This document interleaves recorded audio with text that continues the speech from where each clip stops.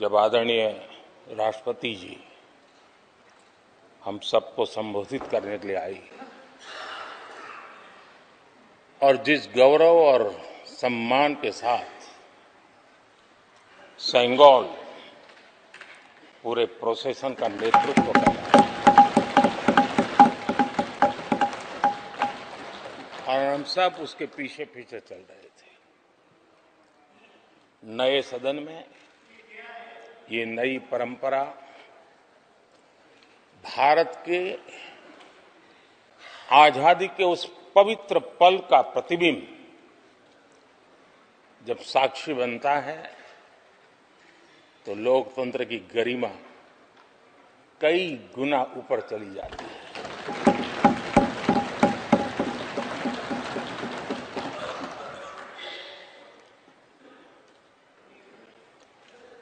ये 75वां गणतंत्र दिवस,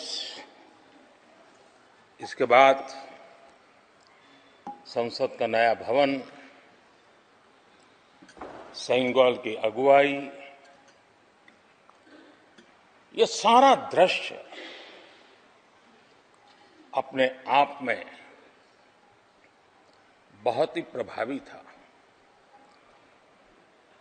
मैं जब वहां से पूरे कार्यक्रम को मैं भागीदारी कर रहा था, यहां से तो उतना हमें भव्यता नजर नहीं आती है, लेकिन वहां सब मैंने देखा कि वाकई नए सदन में इस गरिमावान उपस्थिति में राष्ट्रपति, उपराष्ट्रपति जी और आप, हम सब के मन को प्रभावित करने वाला वो दृश्य हमेशा हमेशा याद है।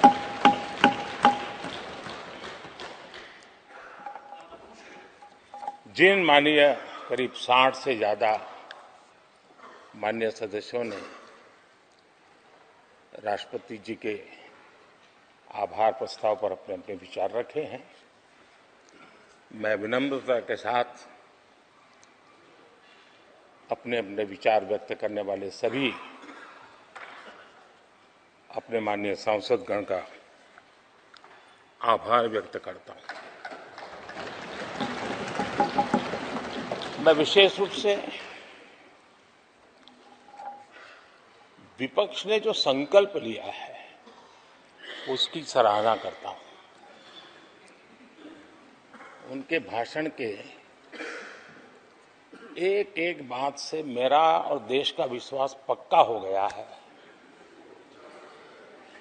कि इन्होंने लंबे अरसे तक वहां रहने का संकल्प ले लिया।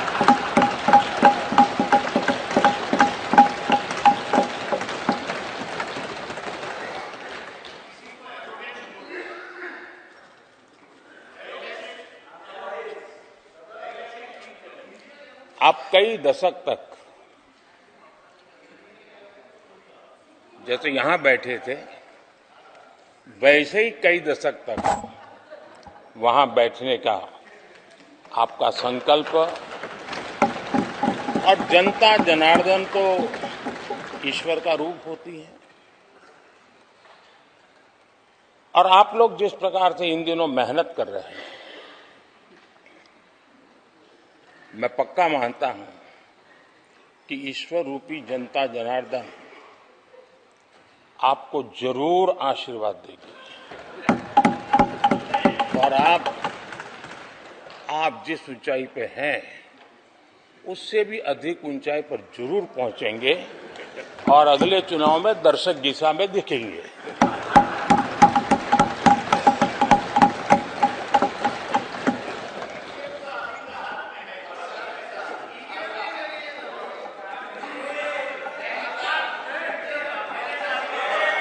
अधीर रंजन जी, इस बार आपने आपका कॉन्ट्रैक्ट उनको दे दिया है क्या?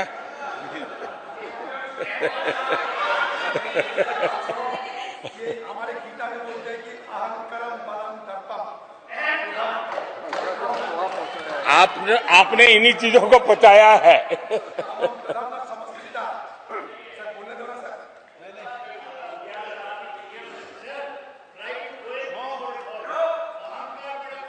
आदरणीय अध्यक्ष महोदय,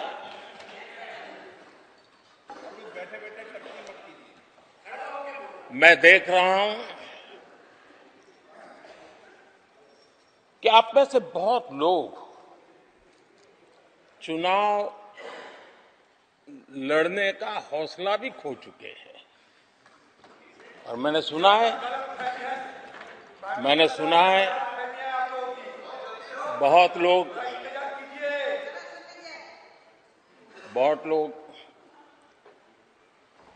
पिछली बार भी सीट बदली, इस बार भी कुछ सीट बदलने के फिराक में हैं। और मैंने सुना है बहुत लोग अब लोकसभा के बजाय राज्यसभा में जाना चाहते हैं। तो स्थितियों का आकलन करके वो अपना अपना रास्ता ढूंढ रहे हैं। आदरणीय अध्यक्ष जी, राष्ट्रपति जी का भाषण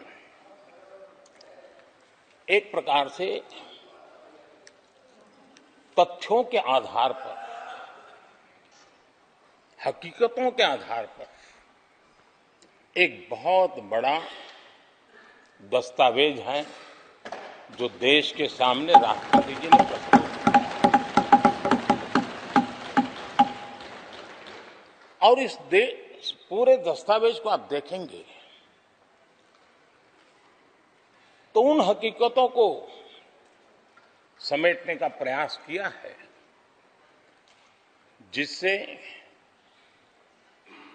देश किस स्पीड से प्रगति कर रहा है,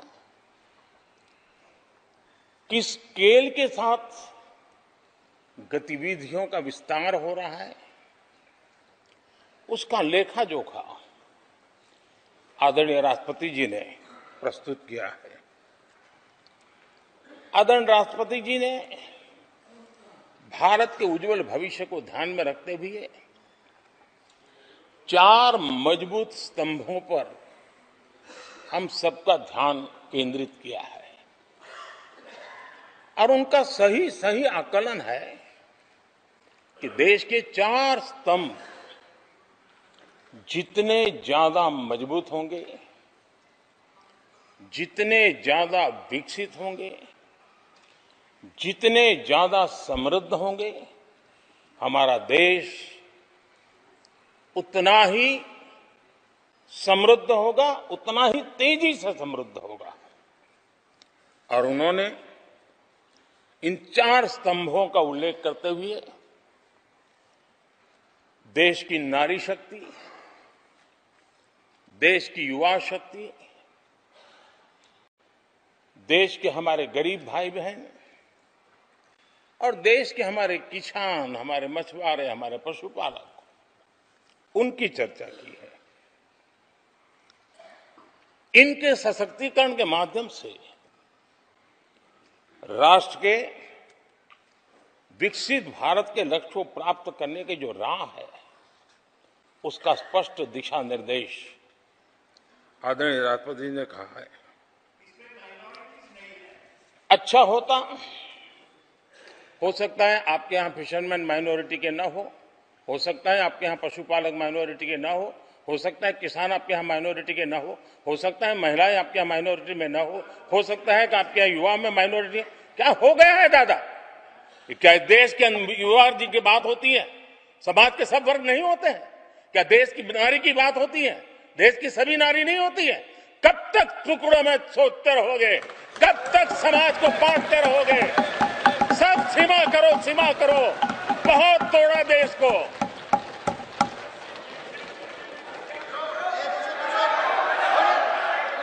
आदरणीय अध्यक्ष जी, अच्छा होता कि जाते जाते तो कम से कम इस चर्चा के दरमियान कुछ सकारात्मक बातें होती, कुछ सकारात्मक सुझाव आते। लेकिन हर बार की तरह आप सब साथियों ने देश को बहुत निराश किया, क्योंकि आपकी सोच की मर्यादा देश समझ पा रहा है। और उसको बार बार दर्द होता है कि ये दशा है इनकी सोचने की मर्यादा इतनी है। आदरणीय अध्यक्ष जी, नेता तो बदल गए, लेकिन टेप रिकॉर्डर वही बज रही है, वही बातें, कोई नई बात आती नहीं, और पुरानी ढपली और पुराना राग वही चलता रहता है आपका।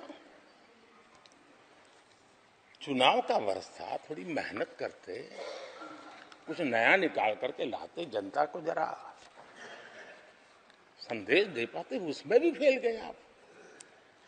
चलिए ये भी मैं सिखाता हूं। आदरणीय अध्यक्ष जी, आज विपक्ष की जो हालत होगी ना, इसकी सबसे दोषी कांग्रेस पार्टी है।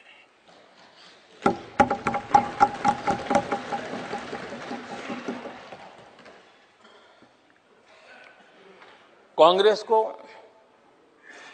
एक अच्छा विपक्ष बनने का बहुत बड़ा अवसर मिला, और 10 साल कम नहीं होते, लेकिन 10 साल में उस दायित्व को निभाने में भी वे पूरी तरह विफल गए। और जब खुद विफल हो गए तो विपक्ष में और भी होनहार लोग हैं, उनको भी उभरने नहीं दिया, क्योंकि फिर मामला और गड़बड़ हो जाए। इसलिए हर बार यही करते रहे कि और भी विपक्षी जो तेजस्वी लोग हैं उनको दबा दिया जाए। हाउस में कई यंग हमारे माननीय सांसदगण हैं, उत्साह भी उमंग भी है, लेकिन अगर वो बोले, उनकी छवि उभर जाए, तो शायद किसी की छवि बहुत दब जाए। उस चिंता में इस यंग जनरेशन को मौका न मिले, हाउस को ही चलने नहीं दिए गए। यानी एक प्रकार से इतना बड़ा नुकसान कर दिया है, खुद का भी, विपक्ष का भी, संसद का भी और देश का भी। और इसलिए, और मैं हमेशा चाहता हूं कि देश को एक स्वस्थ अच्छे विपक्ष की बहुत जरूरत है। प्रधानमंत्री जी बात कही ना, वहां जो प्रेसिडेंशियल आते तो बात कीजिए ना, अब प्रेसिडेंशियल देश ने जितना परिवारवाद का खामियाजा उठाया है, और उसका खामियाजा खुद कांग्रेस ने भी उठाया है। अब अधीर बाबू की हालत हम देख रहे हैं, वरना ये समय था संसद में रहने का, लेकिन परिवारवाद की सेवा तो करनी पड़ती है।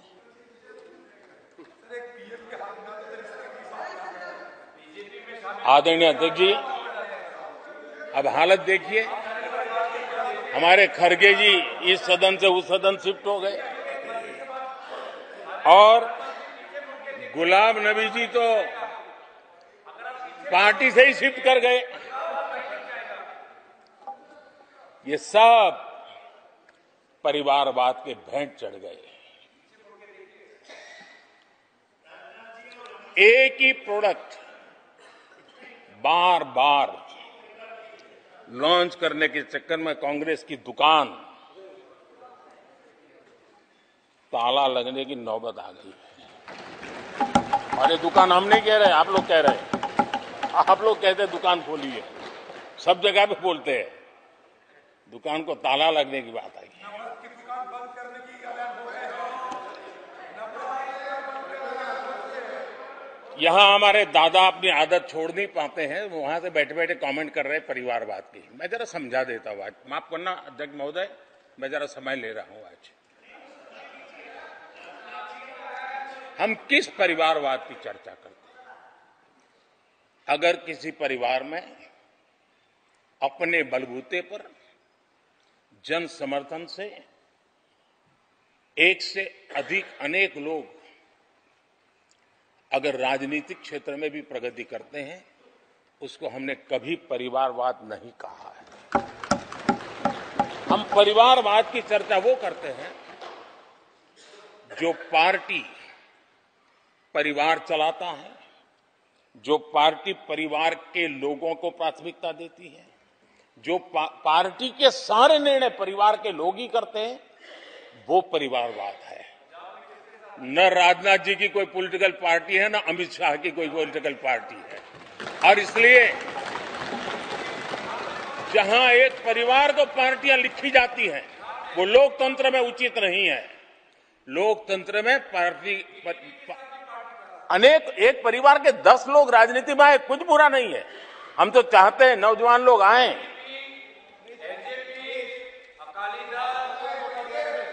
हम भी चाहते हैं ये इसकी चर्चा करिए। हमारे साथ आपके साथ मेरा विषय नहीं है। देश के लोकतंत्र के लिए परिवारवादी राजनीति, पारिवारिक पार्टियों की राजनीति, ये हम सबकी चिंता का विषय होना चाहिए। और इसलिए मैं किसी परिवार के 2 लोग अगर प्रगति करते हैं, उसको तो मैं स्वागत करूंगा। 10 लोग प्रगति करें, मैं स्वागत करूंगा। देश में जितनी नई पीढ़ी अच्छे लोग आए, स्वागत योग्य है। सवाल यह है कि परिवार ही पार्टियां चलाती है। पक्का है कि ये अध्यक्ष नहीं होगा तो उसका बेटा होगा, ये नहीं होगा तो उसका बेटा होगा। ये लोकतंत्र का खतरा है। और इसलिए अच्छा हुआ दादा, थैंक यू। ये विषय कभी बोलता नहीं था, आज बोल दिया मैंने। आदरणीय अध्यक्ष जी, एक ही प्रोडक्ट को बार बार लॉन्च करने का भरपूर प्रयास हो रहा है।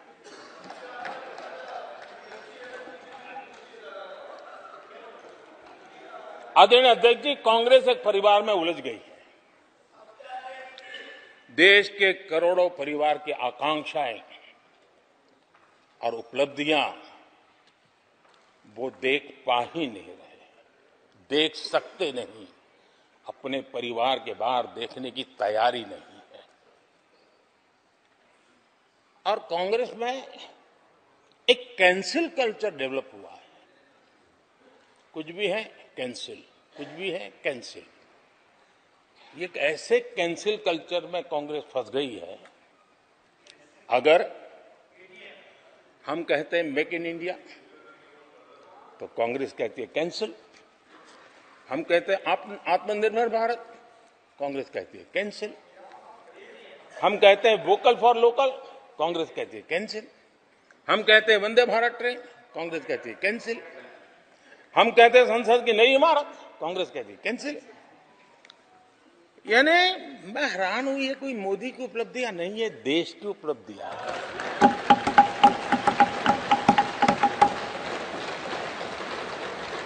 इतनी नफरत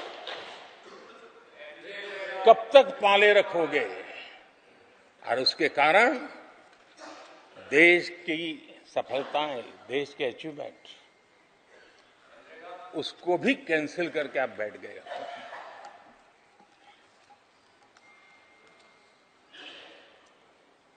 आदरणीय अध्यक्ष जी, राष्ट्रपति जी ने विकसित भारत के रोड मैप पर चर्चा करते हुए आर्थिक पहलुओं पर विस्तार से चर्चा की। अर्थव्यवस्था की मूलभूत जो आधार है, उसके की बारीकी से चर्चा की। और भारत की मजबूत अर्थव्यवस्था को आज पूरी दुनिया सराह रही है, पूरी दुनिया उससे प्रभावित है। और जब विश्व संकट से गुजर रहा है, तब तो उनको और ज्यादा अच्छा लगता है। G20 समिट के अंदर सारे देश ने देखा है कि पूरा विश्व भारत के लिए क्या सोचता है, क्या कहता है, क्या आशा करता है।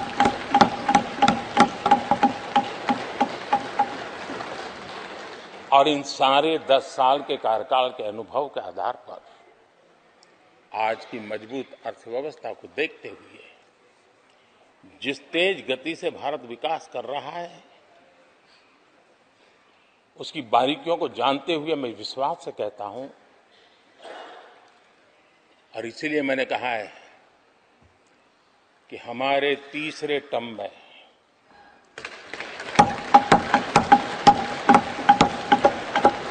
भारत दुनिया की तीसरी बड़ी आर्थिक ताकत बनेगा।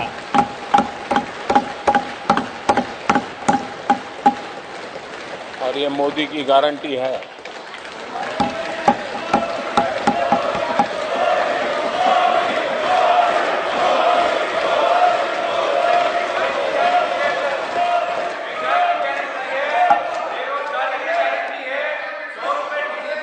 माननीय अध्यक्ष जी, इनको पहले मौका नहीं दिया था क्या? सबको मौका दिया है ना? हाँ,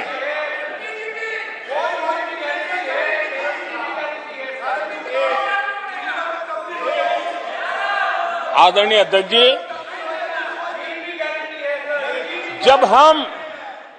जब हम दुनिया की तीसरी बड़ी आर्थिक शक्ति बनकर के उभरेंगे कहते हैं, तो हमारे विपक्ष में बैठे कुछ साथी कैसा कुतर्क देते हैं।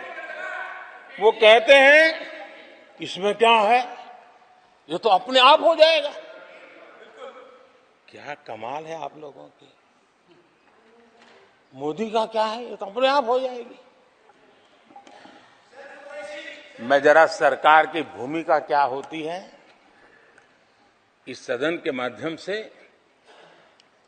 देश को और विशेष करके देश के युवा मन को बताना चाहता हूं, देश की युवा शक्तियों को बताना चाहता हूं कि होता कैसे है और सरकार की भूमिका क्या होती है।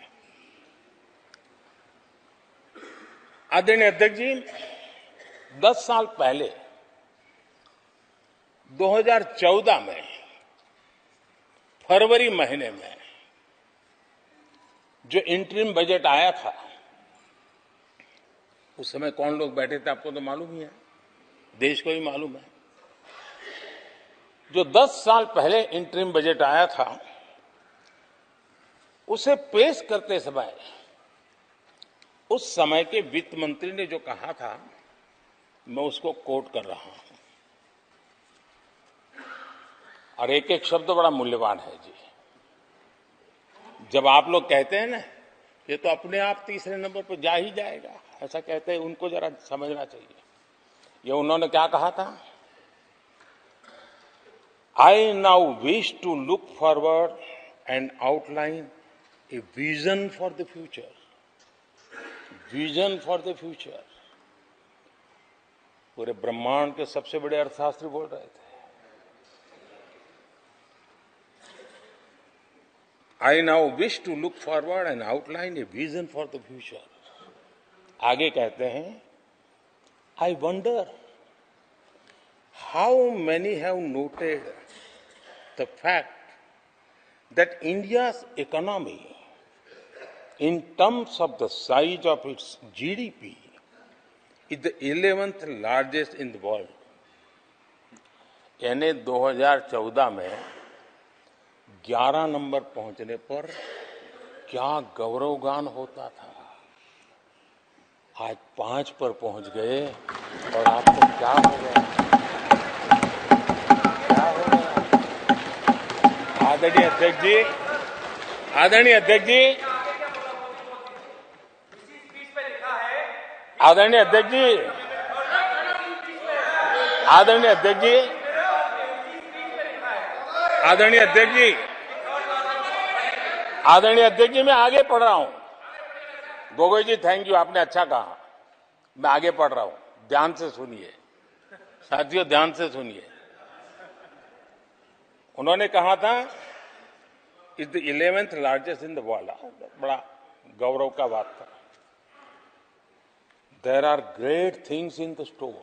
आगे वो कह रहे हैं, there are great things in store. फिर आगे कहते हैं, there is a well argued view that in the next 3 decades, India's nominal GDP will take the country to the 3rd rank after the US and China.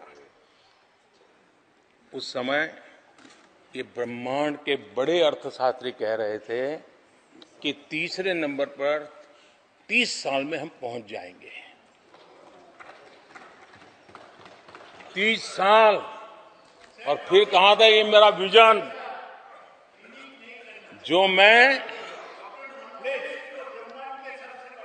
Manmohan Singh नहीं थे उस वक्त, मनमोहन सिंह नहीं थे।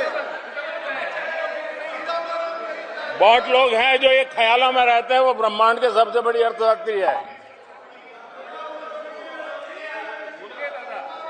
ये लोग 2014 में कह रहे हैं और विजन क्या देखते हैं 2044 यानी 2044 तक तीसरी अर्थव्यवस्था की बात। ये इनकी सोच, ये इनकी मर्यादा, सपना भी देखने का सामर्थ्य खो चुके थे लोग। संकल्प तो दूर की बात थी। 30 साल का इंतजार करने के लिए मेरे देश की युवा पीढ़ी को कह कर गए थे, लेकिन हम आज आपके सामने विश्वास से खड़े हैं, इस पवित्र सदन में खड़े हैं और मैं आपको विश्वास दिलाता हूं कि 30 साल हम नहीं लगने देंगे। ये मोदी की गारंटी है। मेरे तीसरे कार्यकाल में देश दुनिया की तीसरी आर्थिक शक्ति बन जाए।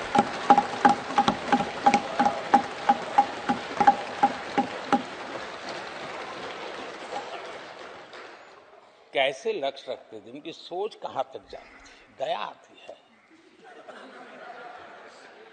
और आप लोग 11 नंबर पे बड़ा गर्व कर रहे थे, अब 5 नंबर पहुंचा दिए जी।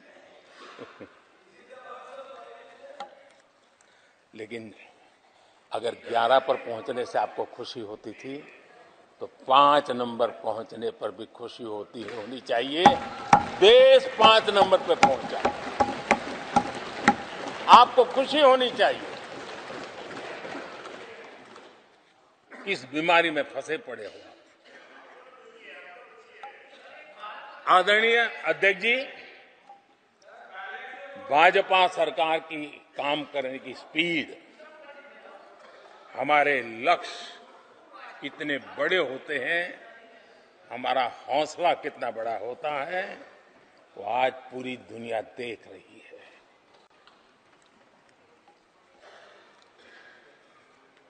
और आदरणीय अध्यक्ष जी, एक कहावत है हमारे उत्तर प्रदेश में, खास एक कहावत कही जाती है, 9 दिन चले 2.5 कोस।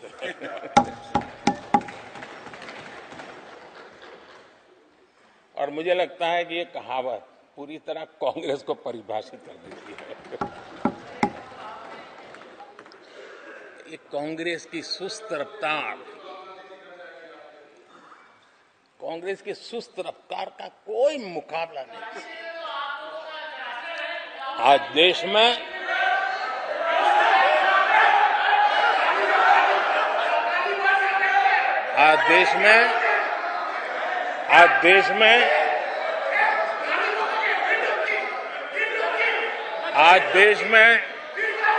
जिस रफ्तार से काम हो रहा है, कांग्रेस सरकार इस रफ्तार की कल्पना भी नहीं कर सकती। आदरणीय अध्यक्ष जी,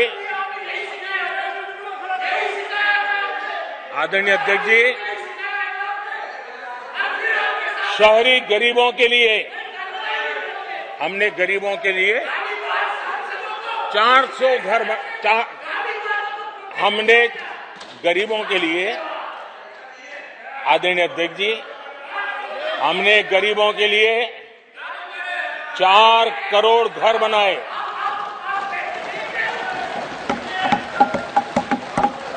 और शहरी गरीबों के लिए 80 लाख पक्के मकान शहरी गरीबों के लिए बने।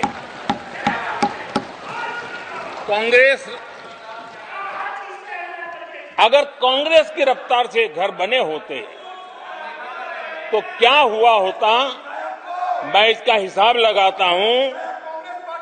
अगर कांग्रेस की जो रफ्तार थी उस प्रकार से चला होता तो 100 साल लगते, इतना काम करने में 100 साल लगते, 5 पीढ़ियां गुजर जाती। आदरणीय अध्यक्ष जी, 10 वर्ष में 40,000 किलोमीटर रेलवे ट्रैक का इलेक्ट्रिफिकेशन हुआ। अगर कांग्रेस की रफ्तार से देश चलता, इस काम को करने में 80 साल लग जाते हैं। एक प्रकार से 4 पीढ़ियां गुजर जाती हैं। आदरणीय अध्यक्ष जी, हमने 17 करोड़ अधिक गैस कनेक्शन दिए। ये मैं 10 साल का हिसाब दे रहा हूं। अगर कांग्रेस की चाल से चलते तो ये कनेक्शन देने में और 60 साल लग जाते। 3 पीढ़ियां धुएं में खाना पकाते पकाते गुजर जाती। आदरणीय अध्यक्ष जी, हमारी सरकार ने सैनिटेशन कवरेज 40% से 100% तक पहुंची है। अगर कांग्रेस की रफ्तार होती तो ये काम होते होते 60-70 साल और लगते और कम से कम 3 पीढ़ियां गुजर जाती, लेकिन गारंटी नहीं होता कि नहीं होता। आदरणीय अध्यक्ष जी, कांग्रेस की जो मानसिकता है, जिसका देश को बहुत नुकसान हुआ है, कांग्रेस ने देश के सामर्थ्य पर कभी भी विश्वास नहीं किया। वे अपने आप को शासक मानते रहे और जनता जनार्दन को हमेशा कमतर आंकते गए, छोटा आंकते गए। आदरणीय अध्यक्ष जी, देश के नागरिकों के लिए कैसा सोचते थे, मैं जानता हूं, मैं नाम बोलते ही उनको जरा चुभन होगी, लेकिन 15 अगस्त लाल किले से प्रधानमंत्री नेहरू ने जो कहा था वो मैं जरा पढ़ता हूं। लाल किले से भारत के प्रथम प्रधानमंत्री ने जो कहा था वो पढ़ रहा हूं, नेहरू जी ने। उन्होंने कहा था, हिंदुस्तान में काफी मेहनत करने की आदत आम तौर से नहीं है।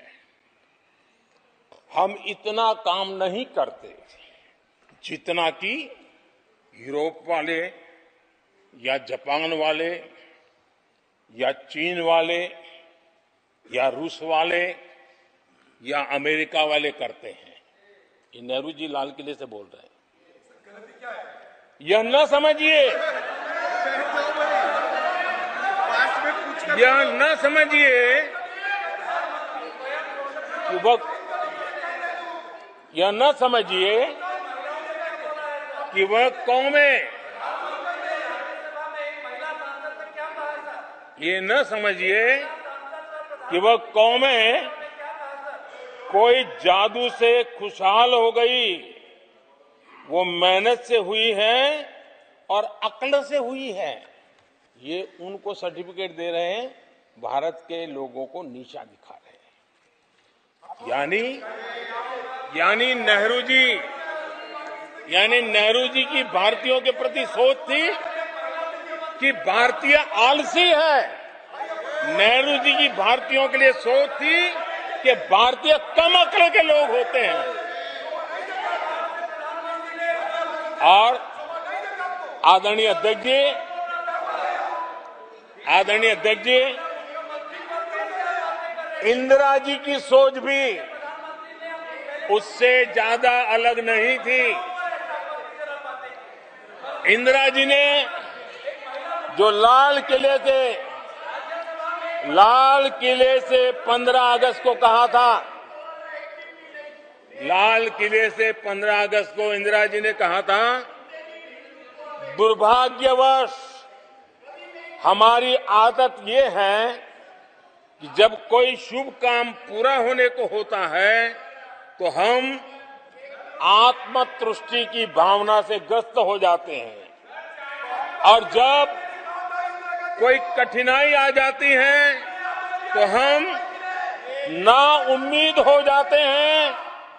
कभी कभी तो ऐसा लगने लगता है कि पूरे राष्ट्र ने ही पराजय भावना को अपना लिया है।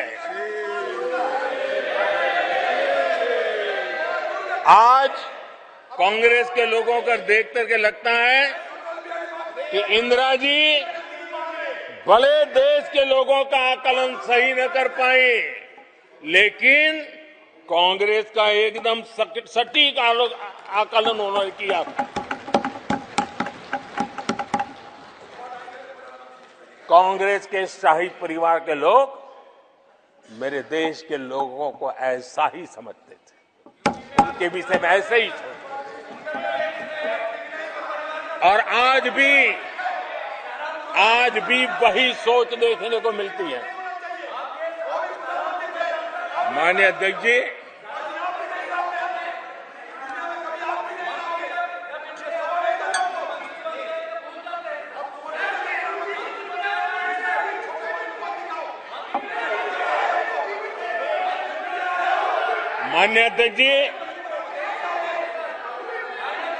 कांग्रेस का विश्वास हमेशा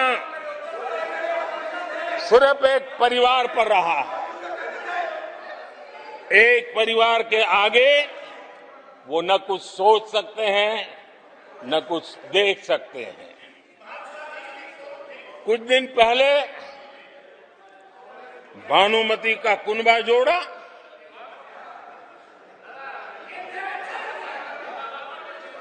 लेकिन फिर एकला चलो रे करने लग गए। कांग्रेस के लोगों ने नया नया मोटर मैकेनिक का काम सीखा है और इसलिए अलाइनमेंट क्या होता है उसका ज्ञान तो हो गया होगा, लेकिन मैं देख रहा हूं अलायंस का ही अलाइनमेंट बिगड़ गया।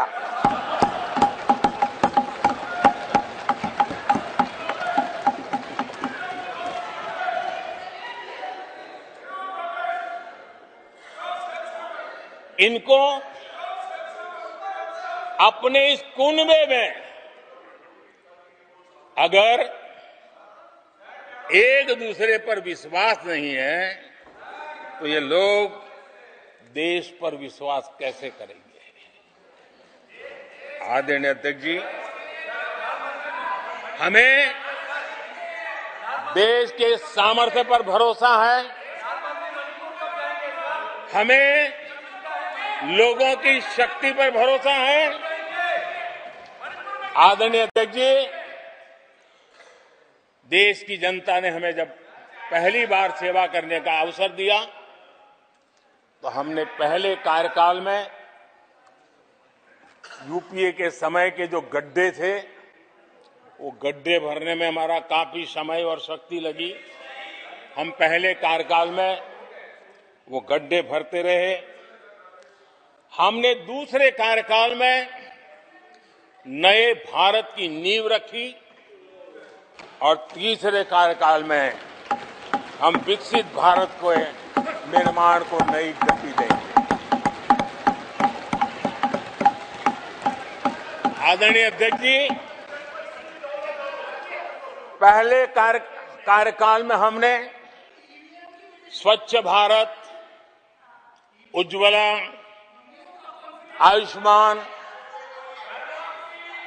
आयुष्मान भारत, बेटी बचाओ बेटी पढ़ाओ,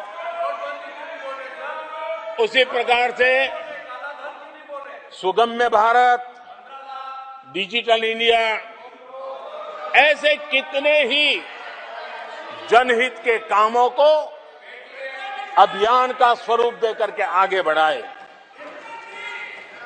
टैक्स व्यवस्था आसान हो, इसके लिए जीएसटी जैसे निर्णय लिए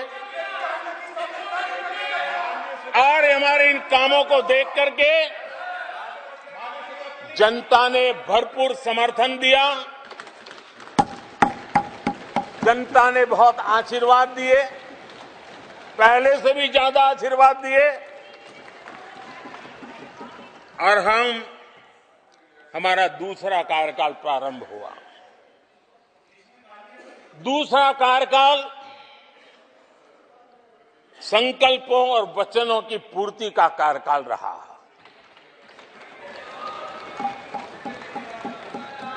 जिन उपलब्धियों का देश लंबे समय से इंतजार कर रहा था, वो सारे काम हमने दूसरे कार्यकाल में पूरे होते देखे। हम सबने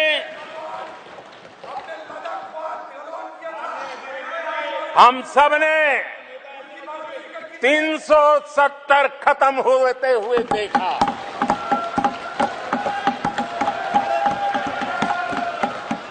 इन्हीं माननीय सांसदों के आंखों के सामने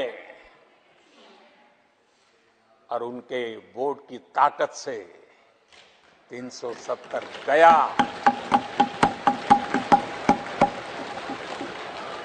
नारी शक्ति वंदन अधिनियम ये दूसरे कार्यकाल में कानून बना। आदरणीय अध्यक्ष जी, अंतरिक्ष से लेकर के ओलंपिक तक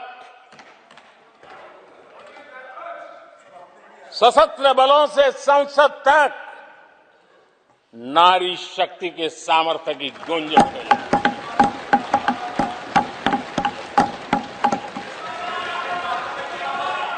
ये नारी शक्ति के सशक्तिकरण को आज देश ने देखा है। आदरणीय अध्यक्ष जी, उत्तर से दक्षिण तक, पूरब से पश्चिम तक लोगों ने दशकों से अटकी भटकी लटकी योजनाओं को समयबद्ध तरीके से पूरे होते हुए देखा। आदरणीय अध्यक्ष जी, अंग्रेजी शासन के पुराने दंड प्रधान कानूनों से हम please please please please please माननीय सदस्यगण, सदन के नेता बोल रहे हैं, आपको प्लीज आप समझाइए। सदन के नेता बोल रहे हैं, आपको मैंने सबको पर्याप्त समय पर्याप्त अवसर दिया था। यह तरीका गलत है, यह हमें मर्यादा बना के रखना पड़ेगा। प्लीज बैठे बैठे कोई टिप्पणी नहीं करेगा। Please please please please no, गलत तरीका, गलत तरीका। माननीय प्रधानमंत्री जी,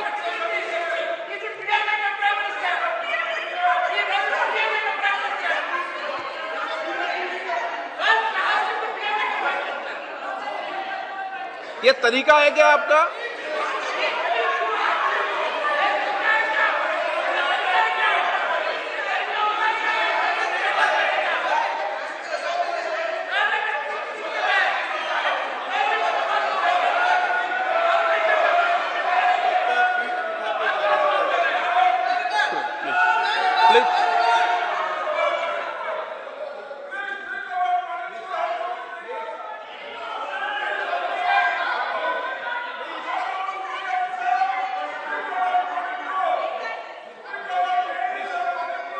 आदरणीय अध्यक्ष जी,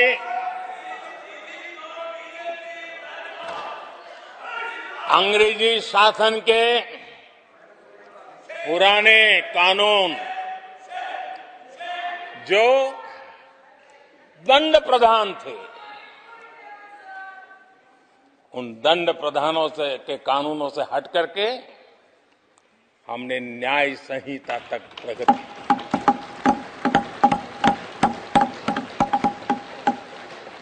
हमारी सरकार ने सैकड़ों ऐसे कानूनों को समाप्त किया जो अप्रासंगिक हो गए थे। सरकार ने 40,000 से ज्यादा कंप्लायंसेस खत्म कर दिए। आदरणीय अध्यक्ष जी, भारत ने अमृत भारत और नमो भारत ट्रेनों से भविष्य की उन्नति के सपने देखे।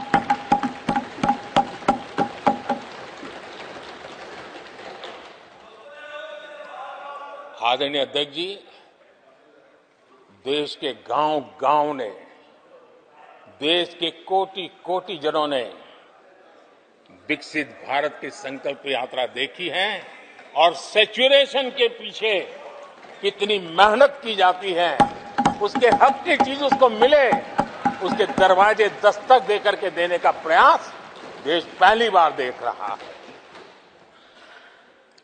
आदरणीय अध्यक्ष जी, भगवान राम,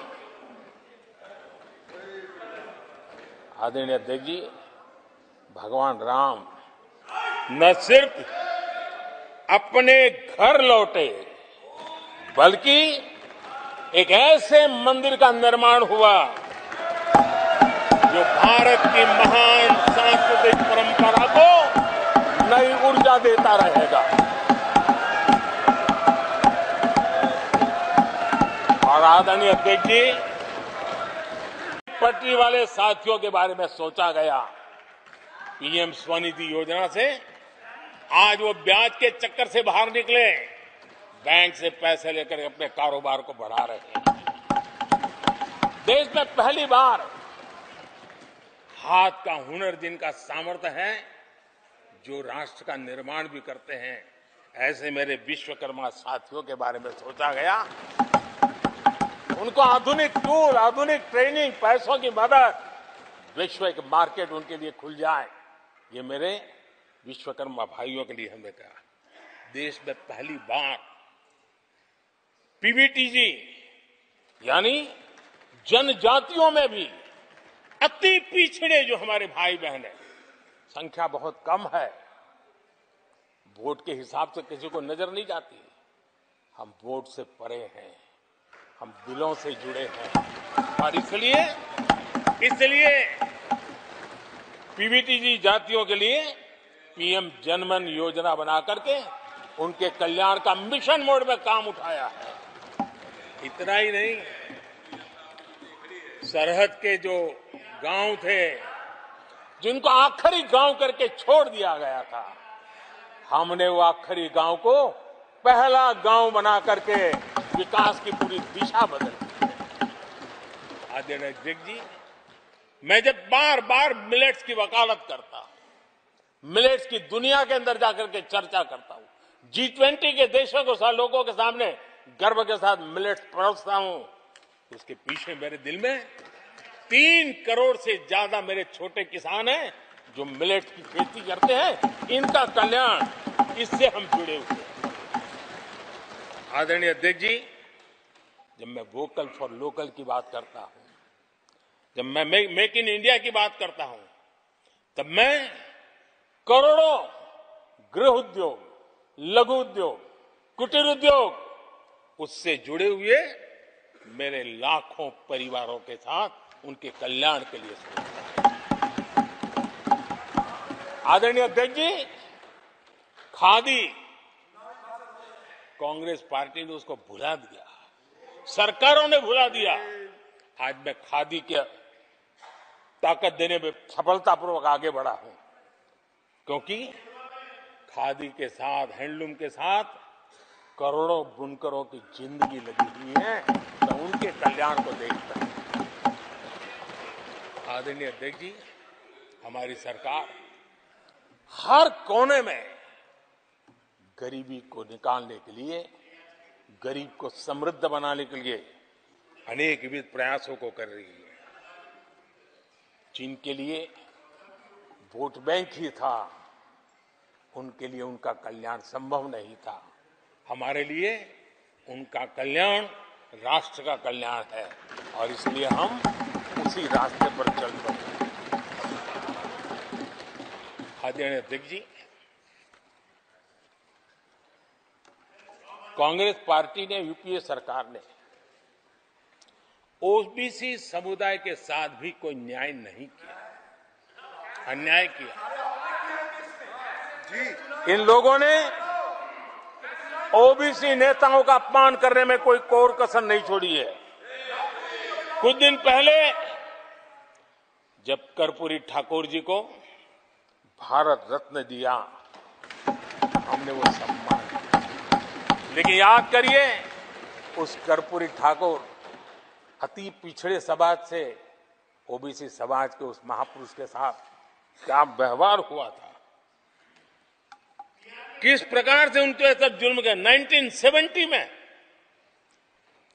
बिहार के मुख्यमंत्री बने तो उनको पद से हटाने के लिए कैसे कैसे खेल खेले गए थे।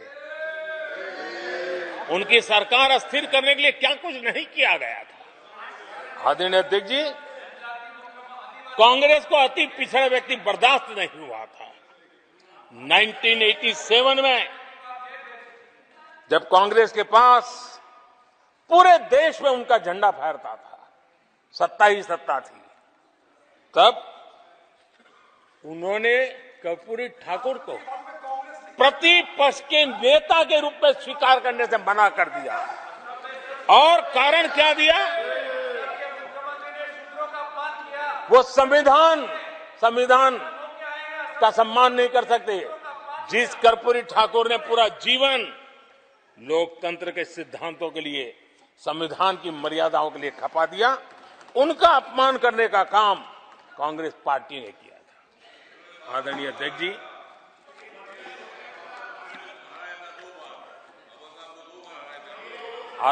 जी, कांग्रेस के हमारे साथियों को आजकल इस पर बहुत चिंता जताते हैं कि सरकार में ओबीसी कितने लोग हैं, कितने पद पर कहां है, उसके हिसाब किताब करते रहते हैं। लेकिन मैं हैरान हूं, उनको इतना सबसे बड़ा ओबीसी नजर नहीं आता है। यहां आगे बंद करके बैठ जाते हैं। आदरणीय अध्यक्ष जी, जरा मैं ये दुनिया भर की चीजें करते हैं, मैं कहना चाहता हूं, ये क्लास है। ये यूपीए के समय एक एक्स्ट्रा कॉन्स्टिट्यूशनल बॉडी बनाई गई थी, जिसके सामने सरकार की कुछ नहीं चलती थी। नेशनल एडवाइजरी काउंसिल, जरा कोई निकाल करके देखे उसमें क्या कोई ओबीसी था क्या? जरा निकाल के देखिए। इतनी बड़ी बड़ी पावरफुल बॉडी बनाई थी और वो तो अपॉइंट कर रहे थे। आदरणीय अध्यक्ष जी, पिछले 10 वर्षों में नारी शक्ति के सशक्तिकरण को लेकर के अनेक विविध कदम उठाए गए। नारी के नेतृत्व में समाज के सशक्तिकरण पर काम किया गया है। आदरणीय अध्यक्ष जी, अब देश की बेटी, हिंदुस्तान में कोई ऐसा सेक्टर नहीं है जहां देश की बेटियों के लिए दरवाजे बंद हो।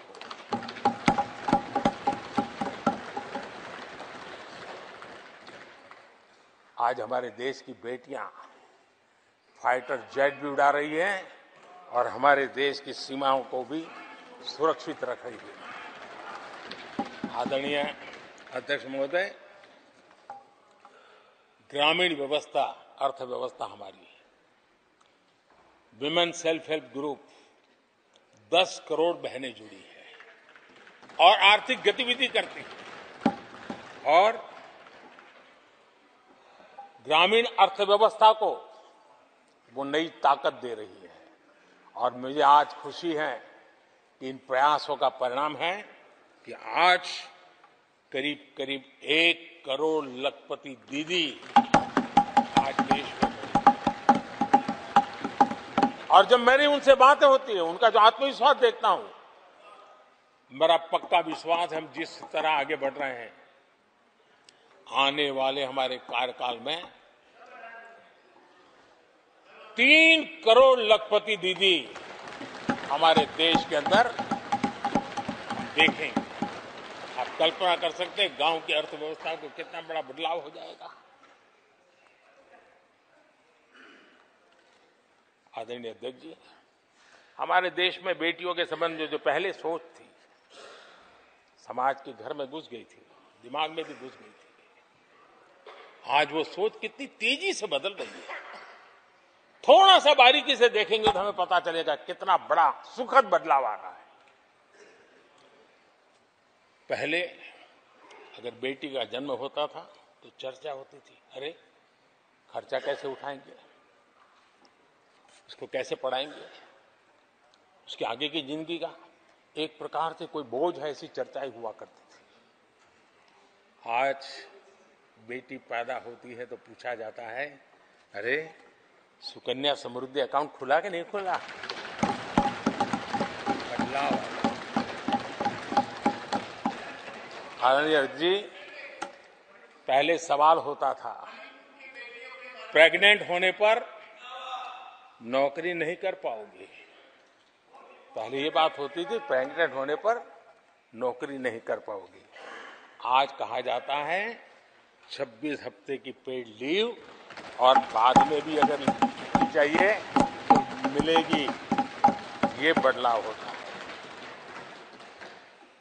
पहले समाज में सवाल होते थे कि महिला होकर नौकरी क्यों करना चाहती हो, क्या पति की सैलरी कम पड़ रही, ऐसे सवाल होते थे। आज लोग पूछ रहे हैं, मैडम आपका जो स्टार्टअप है ना बहुत प्रगति कर रहा है, क्या मुझे नौकरी मिलेगी। ये बदल है।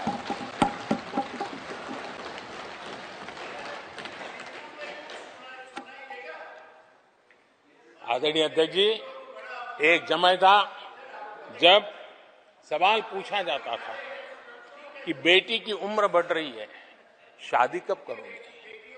बेटी की उम्र बढ़ रही है, शादी कब करोगे। आज पूछा जाता है, बेटी पर्सनल और प्रोफेशनल दोनों कामों को संतुलित कितना बढ़िया करती हो, कैसे करती हो।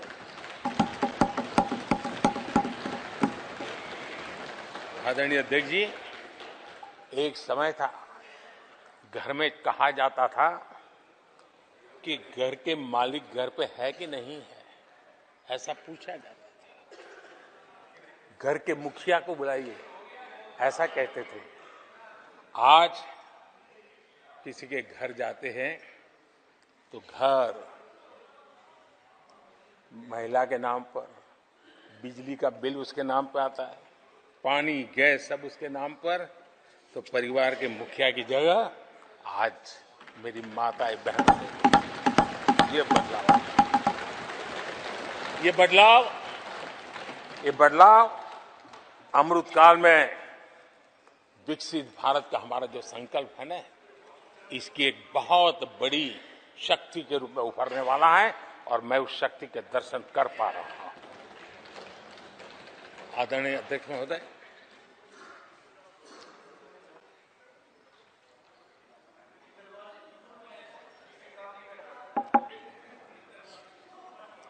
किसानों के लिए आंसू बहाने की आदत मैंने बहुत देखी है। किसानों के साथ कैसा कैसा विश्वासघात किया गया है, ये देश ने देखा है। कांग्रेस के समय कृषि के लिए कुल वार्षिक बजट होता था 25,000 करोड़ रुपया। आदरणीय अध्यक्ष जी, हमारी सरकार का बजट है 1.25 लाख करोड़ रुपया।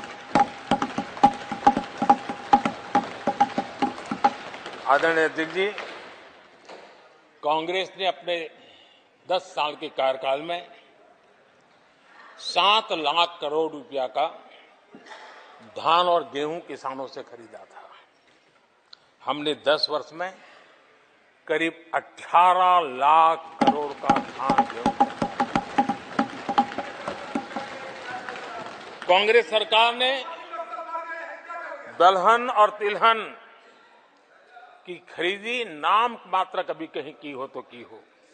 हमने 1.25 लाख करोड़ रुपए से भी अधिक का दलहन और तिलहन खरीद किया है।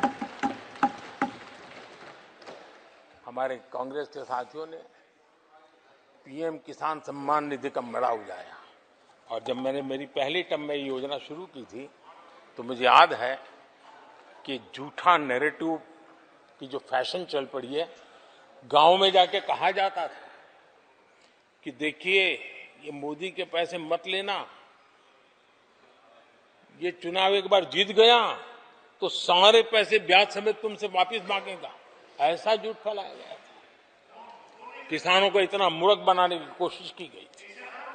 आदरणीय अध्यक्ष जी, पीएम किसान सम्मान निधि 2,80,000 करोड़ रुपए हमने भेजे।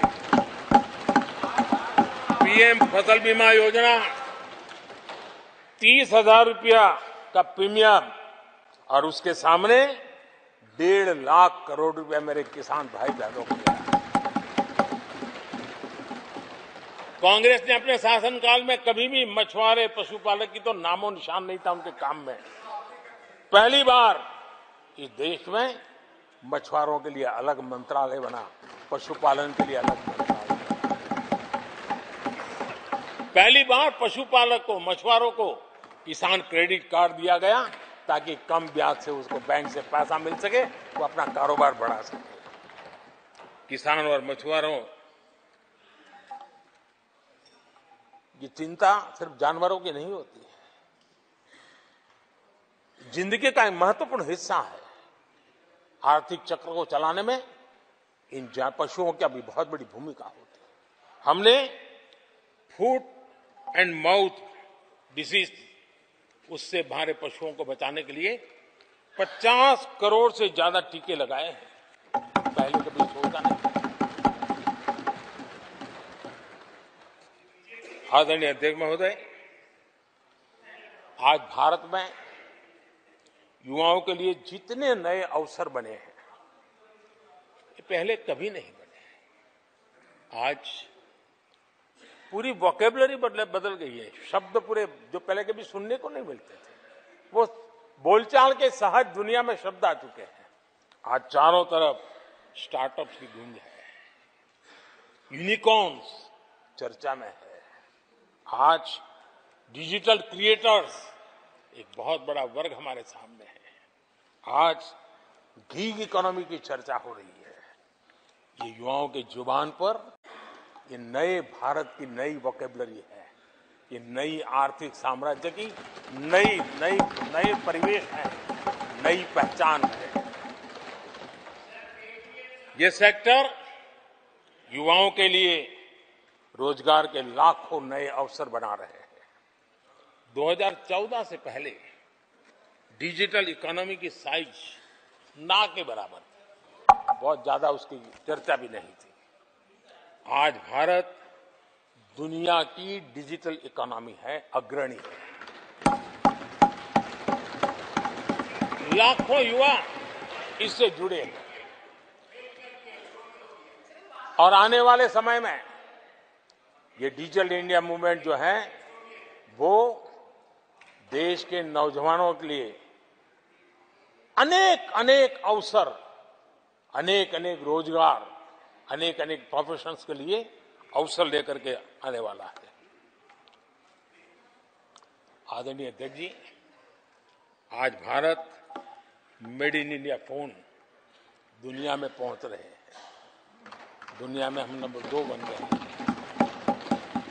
और एक तरफ सस्ता मोबाइल प्राप्त हुआ है और दूसरी तरफ सस्ता डेटा। इन दोनों ने एक बहुत बड़ा रिवॉल्यूशन लाया है देश में। और दुनिया में हम जिस कीमत पे आज हमारे नौजवानों को ये प्राप्त करवा रहे हैं, सबसे कम कीमत पर करवा रहे हैं। और वो एक कारण बना है आज मेड इन इंडिया अभियान, रिकॉर्ड मैन्युफैक्चरिंग, रिकॉर्ड एक्सपोर्ट, यह देश देख रहा है। आदरणीय जी, ये सारे काम हमारे नौजवानों के लिए सबसे ज्यादा रोजगार लाने वाले काम हैं, सबसे ज्यादा रोजगार के अवसर पैदा करते हैं। आदरणीय अध्यक्ष महोदय, 10 वर्ष में टूरिज्म सेक्टर में अभूतपूर्व उछाल आया है। हमारे देश में ये ग्रोथ और टूरिज्म सेक्टर ऐसा है जिसमें कम से कम पूंजी निवेश में अधिक से अधिक लोगों को रोजगार देने वाला अवसर है और सामान्य से सामान्य व्यक्ति को भी ये रोजगार देने वाला अवसर है। स्वरोजगार की सबसे ज्यादा संभावनाएं वाला टूरिज्म क्षेत्र है। 10 वर्ष में एयरपोर्ट 2 गुने बने। भारत सिर्फ एयरपोर्ट बने ऐसा नहीं है, भारत दुनिया का तीसरा बड़ा डोमेस्टिक एविएशन सेक्टर बना, दुनिया के तीसरे बड़े। हम सबको खुशी होनी चाहिए। भारत की जो एयरलाइंस कंपनियां हैं उन्होंने 1000 नए एयरक्राफ्ट के ऑर्डर दिए। देश में 1000 नए एयरक्राफ्ट, और जब इतने सारे हवाई जहाज ऑपरेट होंगे, सारे एयरपोर्ट कितने धमधमते होंगे, कितने पायलट्स की जरूरत पड़ेगी, कितने हमें क्रू मेंबर चाहिए, कितने इंजीनियर चाहिए, कितने ग्राउंड सर्विस के लिए लोग चाहिए। यानी रोजगारी के नए नए क्षेत्र खुलते जा रहे हैं। एविएशन सेक्टर भारत के लिए एक बहुत बड़ा नया अवसर बनकर के आया है। आदरणीय अध्यक्ष जी, हमारी कोशिश नहीं है कि इकोनॉमी को हम फॉर्मलाइज करने की दिशा में मजबूती से कदम उठाएं, युवाओं को नौकरी भी मिले, सोशल सिक्योरिटी भी मिले। इन दोनों को लेकर के और आपने जिन बातों के आधार पर हम निर्णय करते हैं और देश में भी माना जाता है, वो एक होता है डाटा ईपीएफओ का। ईपीएफओ में जो रजिस्ट्रेशन होता है 10 साल में करीब 18 करोड़ नए सब्सक्राइबर आए और वो तो सीधा पैसों से जुड़ा खेल होता है, उसमें फर्जी नाम नहीं होते हैं।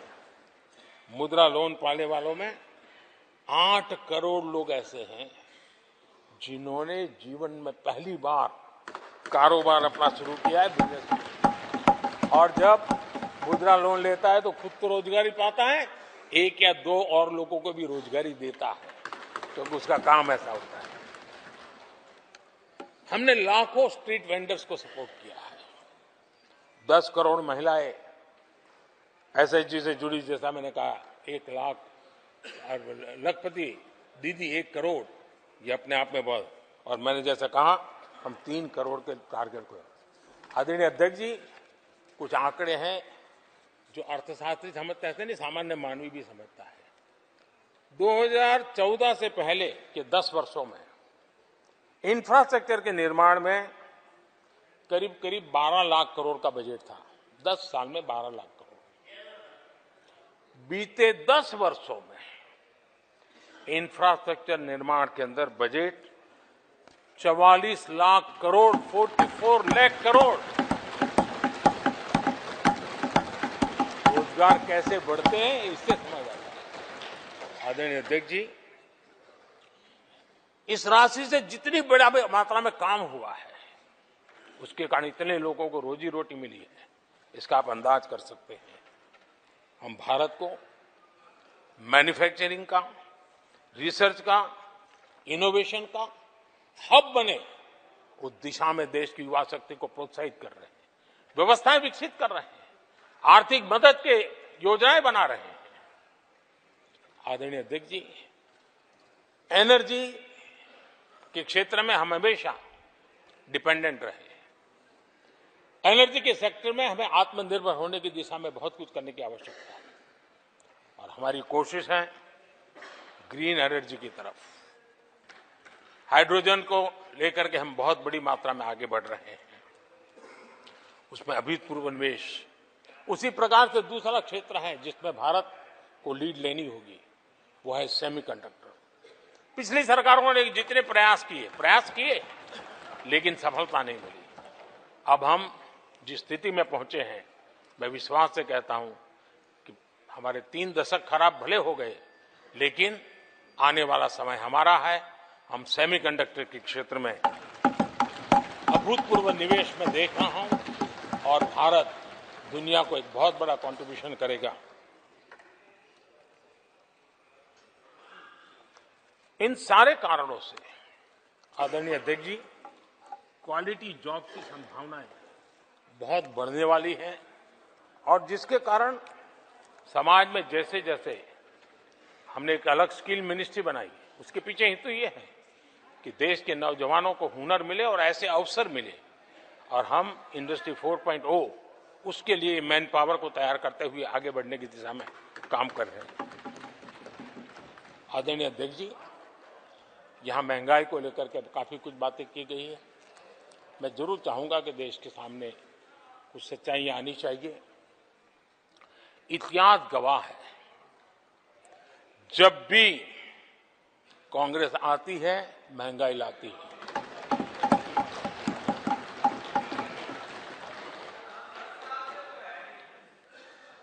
मैं कुछ वक्तव्य इस सदन में आज कहना चाहता हूं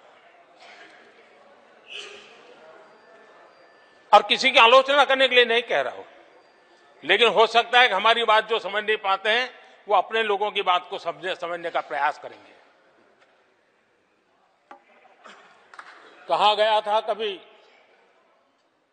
और किसने कहा था वो मैं बाद में कहूंगा, हर चीज की कीमत बढ़ जाने की वजह से मुसीबत फैली है, आम जनता उनमें फंसी है।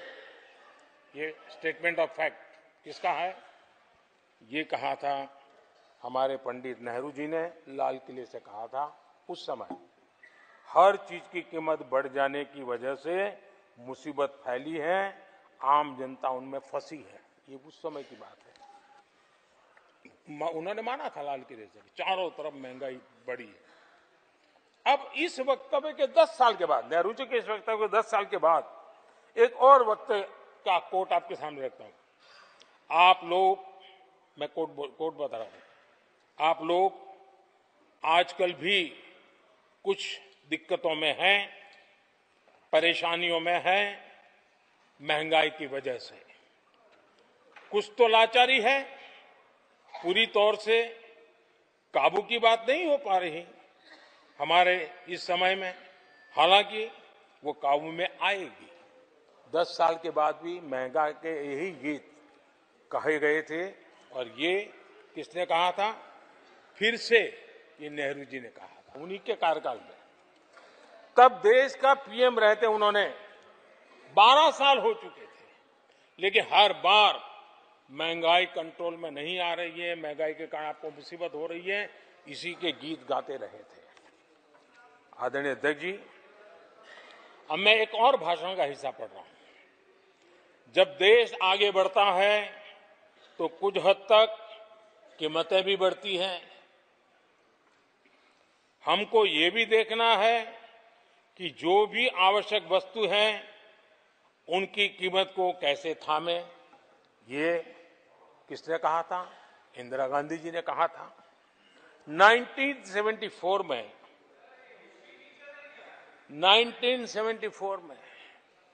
जब देश में सारे उन्होंने दरवाजे ताले लगा दिए थे, लोगों को जेल में बंद कर दिया था, 30% महंगाई थी, 30%।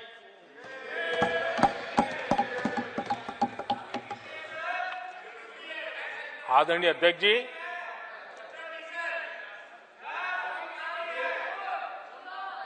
अपने भाषण में यहां तक कहा गया था,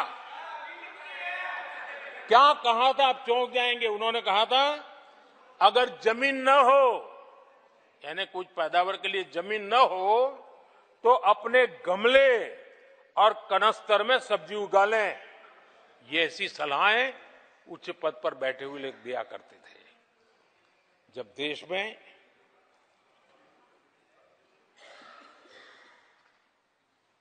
महंगाई को लेकर के 2 गाने सुपर हिट हुए थे हमारे देश में, घर घर गाए जाते थे। एक महंगाई मार गई और दूसरा महंगाई डायन खाए जा, डायन खाए जाता है। और ये दोनों गाने कांग्रेस के शासनकाल में आए। आदरणीय अध्यक्ष जी, यूपीए के शासनकाल में महंगाई डबल डिजिट में थी, डबल डिजिट में महंगाई थी, इसको नकार नहीं सकते हैं। और यूपी का सरकार का तर्क क्या था जी? असंवेदनशीलता। ये कहा गया था कि महंगी आइसक्रीम खा सकते हो तो महंगाई का रोना क्यों रो रहे हो, ये कहा गया था। ये कहा गया था। जब भी कांग्रेस आई है उसने महंगाई को ही मजबूत किया है। आदरणीय अध्यक्ष जी, हमारी सरकार ने महंगाई को लगातार नियंत्रण में रखा है। दो दो युद्ध के बावजूद और 100 साल में आए सबसे बड़े संकट के बावजूद महंगाई नियंत्रण में है और हम कर पाए हैं।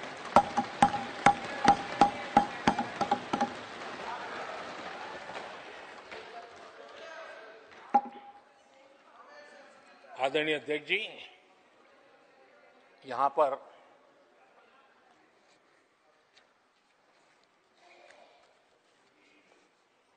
बहुत गुस्सा व्यक्त किया गया। जितना हो सका उतने कठोर शब्द में गुस्सा व्यक्त किया गया। उनका दर्द मैं समझता हूं, उनकी मुसीबत और ये गुस्सा मैं समझता हूं, क्योंकि तीर निशाने पर लगा है।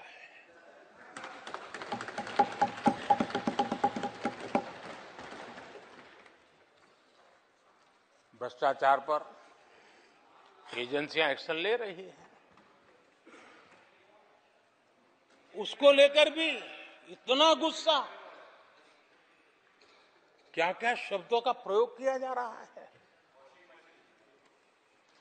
आदरणीय अध्यक्ष जी, 10 साल पहले हमारे सदन में, पार्लियामेंट में क्या चर्चा होती थी?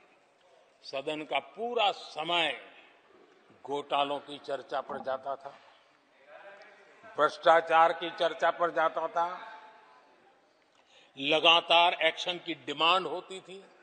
सदन यही मांग करता रहता था, एक्शन लो, एक्शन लो, एक्शन लो। वो कालखंड देश ने देखा है, चारों तरफ भ्रष्टाचार की खबरें रोजमर्रा। और आज जब भ्रष्टाचारियों पर एक्शन लिया जा रहा है तो लोग उनका समर्थन में हंगामा करते हैं। आदरणीय अध्यक्ष जी, इनके समय में एजेंसियों का सिर्फ और सिर्फ राजनीतिक उपयोग के लिए उपयोग किया जाता था, बाकी उनको कोई काम करने नहीं दिया जाता था। अब आप देखिए उनके कालखंड में क्या हुआ। पीएमएलए एक्ट के तहत हमने पहले के मुकाबले 2 गुने से अधिक केस दर्ज किए। कांग्रेस के समय में ईडी ने 5,000 करोड़ रुपए की संपत्ति जब्त की। हमारे कार्यकाल में ईडी ने 1 लाख करोड़ रुपए की संपत्ति की। देश का लूटा हुआ माल देना ही पड़ेगा। और जिनका इतना सारा माल पकड़ा जाता हो, नोटों के ढेर पकड़े जाते हो, और अधीर बाबू तो बंगाल से आते हैं, देखे हैं नोटों के ढेर उन्होंने। तो किस किस के घर में से पकड़े जाते, किस किस राज्यों में पकड़े जाते थे। ये देश ये नोटों के ढेर देख देख करके चौंक गया है। लेकिन अब जनता को आप मूर्ख नहीं बना सकते। जनता देख रही है कि किस प्रकार से यूपीए सरकार में जो भ्रष्टाचार की बातें होती थी उसका टोटल 10-15 लाख करोड़ का रहा है, चर्चा होती थी। हमने लाखों करोड़ के घोटाले तो अटकाए, लेकिन उन सारे पैसों को गरीबों के काम लगा दिया। गरीबों के कल्याण के लिए। अब बिचौलियों के लिए गरीबों को लूटना बहुत मुश्किल हो गया है। डायरेक्ट बेनिफिट ट्रांसफर,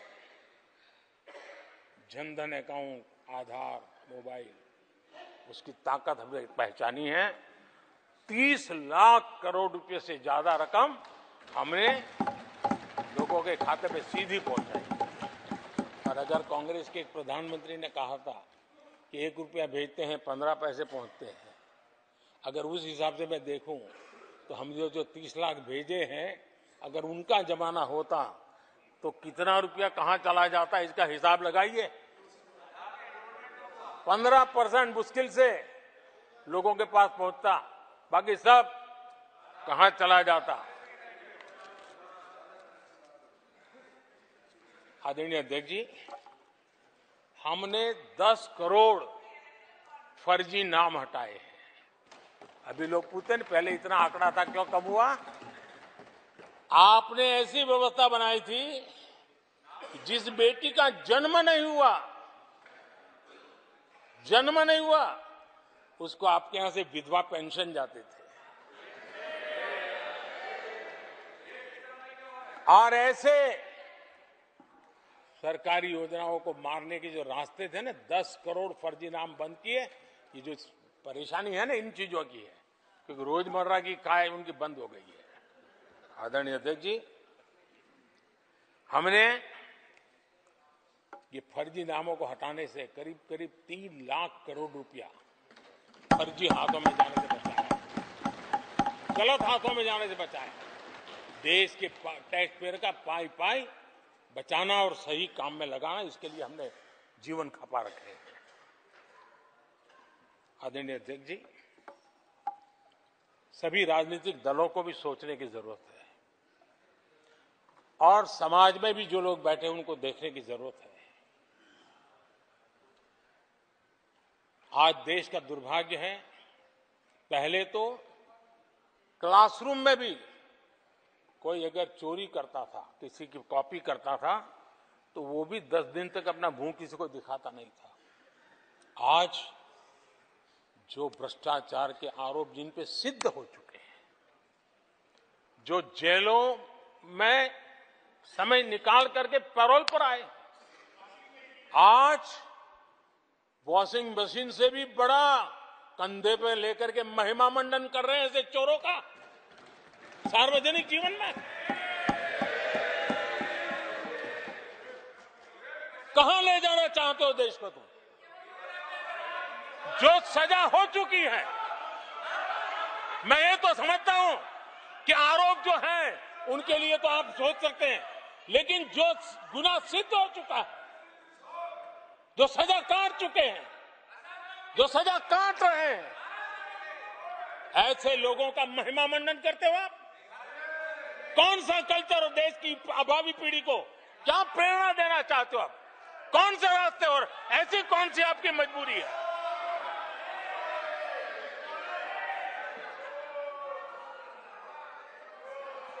और ऐसे लोगों का महिमा मंडन किया जा रहा है, उनको महान बताया जा रहा है। जहां संविधान का राज है, जहां लोकतंत्र है, माननीय अध्यक्ष जी, ऐसी बातें लंबी नहीं चल सकती हैं। ये लोग लिख करके रखे हैं, ये जो महिमा मंडन का काम चल रहा है उनका, वो अपने ही खात्मे की चिट्ठी पे सिग्नेचर कर रहे हैं लोग।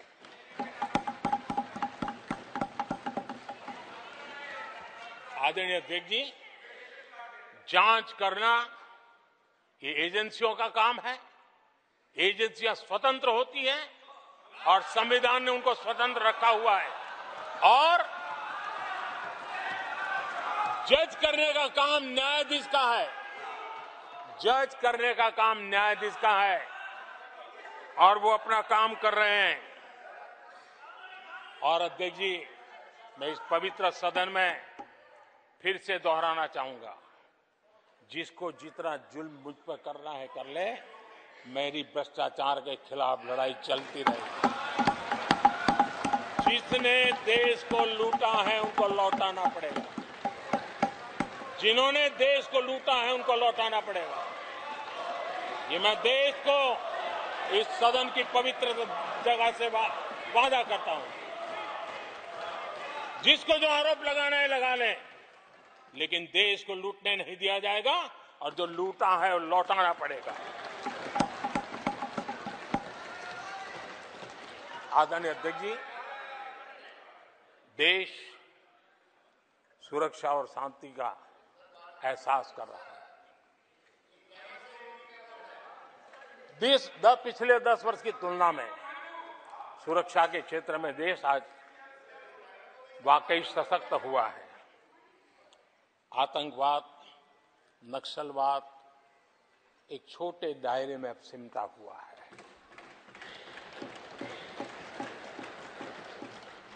लेकिन भारत की जो टेररिज्म के प्रति जीरो टॉलरेंस नीति है, आज पूरे विश्व को भी भारत की इस नीति की तरफ चलने के लिए मजबूर होना पड़ा। भारत की सेनाएं सीमाओं से लेकर के समंदर तक अपने सामर्थ्य को लेकर के आज भी उनकी ताकत है। हमें हमारी सेना के पराक्रम पर गर्व होना चाहिए। हम कितना ही उनके मोरल तोड़ने की कोशिश करें, मुझे मेरी सेना पर भरोसा है। मैंने उनके सामर्थ्य को देखा है। कुछ राजनेता सेना के लिए हल्के फुल्के शब्द बोल दें, इससे मेरे देश की सेना डिमोरलाइज होगी। ये सपनों में कोई रहते तो निकल जाए। देश के मूड को वो खत्म नहीं कर सकते। और किसी के एजेंट बन करके इस प्रकार की भाषा अगर कहीं से भी उठती है, देश कभी स्वीकार नहीं कर सकता है। और जो खुलेआम देश में अलग देश बनाने की वकालत करते हैं,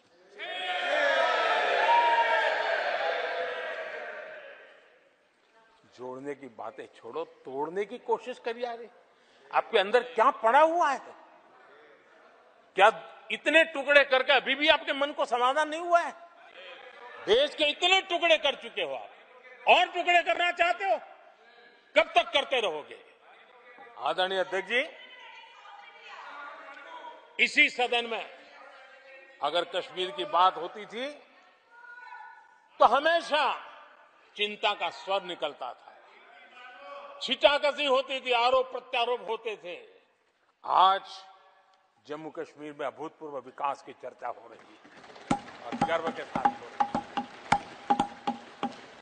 पर्यटन लगातार बढ़ रहा है। G20 समिट होती है वहां, पूरा विश्व आज उसकी सराहना करता है। आर्टिकल 370 को लेकर के कैसा हुआ बना के रखा था। कश्मीर के लोगों ने जिस प्रकार से उसको गले लगाया है, कश्मीरी जनता ने जिस प्रकार से गले लगाया है, और आखिर के लिए समस्या किसकी देन थी? किसने देश के माथे पर मारा था? किसने भारत के संविधान के अंदर इस प्रकार की दरार करके रखी हुई थी?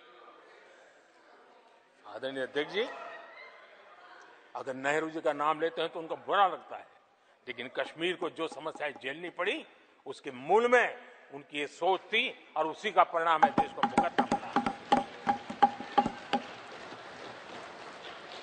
जम्मू कश्मीर के लोगों को, देश के लोगों को नेहरू जी की गलतियों का बहुत बड़ी कीमत चुकानी पड़ी है। आदरणीय अध्यक्ष जी, वो भले गलतियां करके गए, लेकिन हम मुसीबतें झेल करके भी गलतियों सुधारने के लिए हमारी कोशिश जारी रखेंगे। हम रुकने वाले नहीं हैं। हम देश के लिए काम करने के लिए निकले हुए लोग हैं। हमारे लिए नेशन फर्स्ट है। आदरणीय अध्यक्ष जी, मैं सभी राजनीतिक दलों के नेताओं से आग्रह करूंगा, सभी माननीय सदस्यों से आग्रह करूंगा, भारत के जीवन में एक बहुत बड़ा अवसर आया है। वैश्विक परिवेश में भारत के लिए बड़ा अवसर आया है। एक नए आत्मविश्वास के साथ आगे बढ़ने का अवसर आया है। राजनीति अपनी जगह पे होती है, आरोप प्रत्यारोप अपनी जगह पर होता है, लेकिन देश से बढ़कर कुछ नहीं होता है। और इसलिए आइए मैं निमंत्रण देता हूं आपको, कंधे से कंधा मिलाकर के हम देश के निर्माण के लिए आगे बढ़े। राजनीति में किसी भी जगह पर रहते हुए भी राष्ट्र निर्माण में आगे बढ़ने में कोई रुकावट नहीं आती। अब इस राह को मत छोड़िए। मैं आपका साथ मांग रहा हूं, मां भारती के कल्याण के लिए साथ मांग रहा हूं। मैं विश्व के अंदर जो अवसर आया है उस अवसर को बुलाने के लिए आपका साथ मांगता हूं। मैं आपका सहयोग चाहता हूं 140 करोड़ देशवासियों की जिंदगी को और समृद्ध बनाने के लिए और सुखी बनाने के लिए। लेकिन अगर आप साथ नहीं दे सकते हैं और अगर आपका हाथ ईंटें फेंकने पर ही तुला हुआ है तो आप लिख करके रखिए, आपकी हर ईंट को मैं विकसित भारत की नींव मजबूत करने के लिए लगाऊंगा। आपके हर पत्थर को मैं विकसित भारत के जो सपनों को लेकर के आप चले उसकी नींव मजबूत करने के लिए मैं लगाऊंगा और देश को हम उस समृद्धि की ओर लेके जाएंगे। जितने पत्थर उछालने उछाल लीजिए, आपका हर पत्थर भारत के समृद्ध, भारत के विकसित भारत के सपने को समृद्ध बनाने के लिए हर पत्थर को मैं काम में ले लूंगा। ये भी मैं आपको विश्वास दिलाता हूं। आदरणीय अध्यक्ष जी, मैं जानता हूं साथियों की तकलीफें मैं जानता हूं, लेकिन वो जो कुछ भी बोलते हैं मैं दुखी नहीं होता और दुखी होना भी नहीं चाहिए, क्योंकि मैं जानता हूं ये नामदार है, हम कामदार हैं और हम कामदारों को तो नामदारों से सुनना ही पड़ता है। ये तो नामदार कुछ भी कहते रहे, कुछ भी कहने का उनको तो जन्मजात अधिकार मिले हुए हैं और हम कामदारों को सुनना होता है। हम सुनते भी रहेंगे और देश को सहजते भी रहेंगे, देश को आगे बढ़ाते रहेंगे।